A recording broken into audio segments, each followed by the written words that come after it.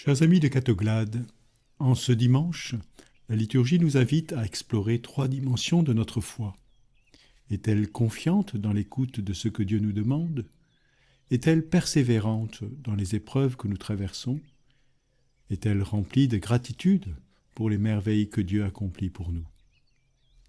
Voyons d'abord le premier point, la foi comme une attitude de confiance et d'obéissance. Dans la première lecture, Naaman, le général syrien, nous offre une belle leçon. D'abord déçu par la simplicité de ceux qu'on lui propose, se plonger 7 fois dans le Jourdain, il finit par accepter. Et voilà qu'il est guéri de sa lèpre. Cette guérison transforme non seulement son corps, mais aussi son cœur. Il reconnaît le vrai Dieu et unique d'Israël, et désormais celui seul qu'il veut adorer. Cette plongée dans le Jourdain préfigure notre baptême. C'est un geste simple, presque ordinaire, mais porteur d'une promesse extraordinaire. Partager la vie divine, vivre dans l'amour infini de Dieu pour l'éternité. Le Père et le Fils nous aiment d'un amour sans limite dans l'Esprit Saint. Nous sommes plongés dans la vie divine, la vie avec la Trinité Sainte. Mais certains hésitent encore à demander ce sacrement. Si parfois nous hésitons à franchir ce pas, je ne suis pas prêt, il me faut plus de temps, car la foi n'est pas d'abord une question de perfection ou de préparation complète, c'est une question de confiance. Faire le pas, même en tremblant, en nous abandonnant à Dieu, qui nous aime tels que nous sommes. Dieu ne nous demande pas d'être parfaits, il nous demande simplement de lui faire confiance. Et là réside notre liberté véritable. Dire oui à cet amour qui nous transforme de l'intérieur en accueillant la vie de la grâce, en accueillant le don de l'Esprit Saint.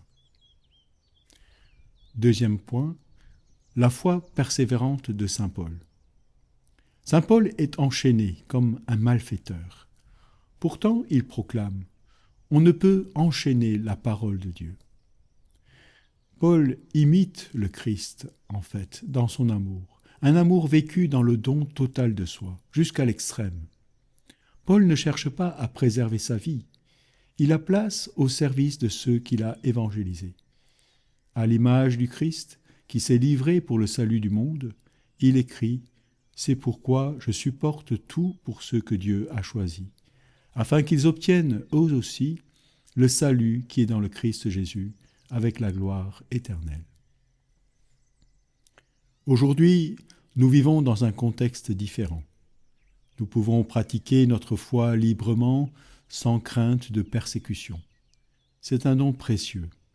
Mais avouons que nous recherchons plus souvent Dieu et la foi en lui comme un moyen à réaliser notre bonheur sur terre.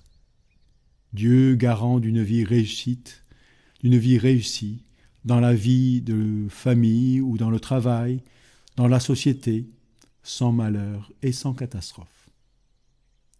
Nous cherchons en Dieu, en fait, surtout la garantie d'une vie réussie, sans complications. C'est une tentation bien humaine. Mais l'Évangile nous appelle à quelque chose de plus profond. Une foi qui nous rend disponibles, flexibles, capables de nous adapter non pas à notre agenda, mais aux appels de Dieu.